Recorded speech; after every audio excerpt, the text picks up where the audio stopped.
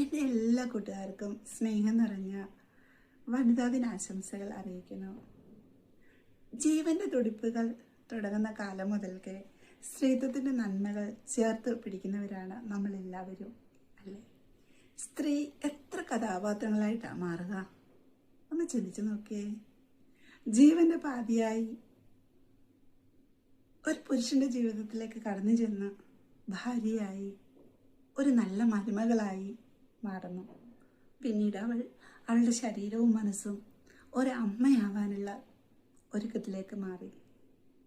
കുട്ടിക്കുറുമ്പ് കാട്ടി നടക്കുന്ന നല്ലൊരു കുഞ്ഞി പെങ്ങളെ കാണാനായിട്ട് സാധിക്കുന്നുണ്ട്. അതുപോലെ ഒരു നല്ല ചേച്ചിയെയും. ബാല്യകാലങ്ങളിലേക്ക് ഇറങ്ങി ചെല്ലുമ്പോൾ അവിടെ ഒരു നല്ല കളിക്കൂട്ടുകാരിയെ കാണാനായിട്ട് സാധിക്കുന്നു. വിദ്യയുടെ ആദ്യാക്ഷരങ്ങൾ പറഞ്ഞു തരുന്ന, ഒരിക്കലും മറക്കാനാവാത്ത നല്ലൊരു ടീച്ചറമ്മയെ കാണാനായിട്ട് കിട്ടുന്നുണ്ട് നമുക്ക്. സൗഹൃദത്തിൻ്റെ താളുകൾ മറിച്ചു നോക്കുമ്പോൾ അവിടെ നമുക്ക് ഒരിക്കലും മറക്കാനാവാത്ത ഒരു പ്രണയിനിയെ കാണാനായിട്ട് സാധിക്കുന്നുണ്ട്.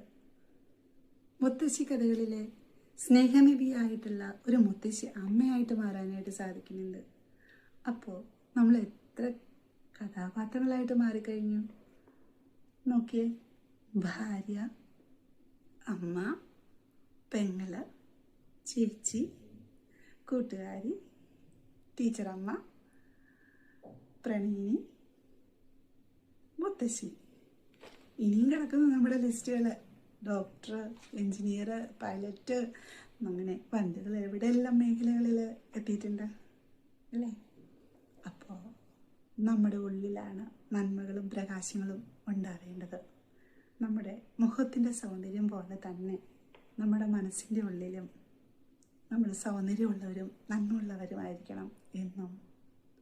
നമ്മളാണ് നമ്മുടെ കുടുംബത്തിൻ്റെ വിളക്ക്, നമ്മളാണ് നമ്മുടെ വീടിൻ്റെ ഐശ്വര്യം. അപ്പോൾ ഈ ദിനത്തിൽ എല്ലാവർക്കും എൻ്റെ സ്നേഹം നിറഞ്ഞ വനിതാ ദിനാശംസകൾ അറിയിക്കുന്നു.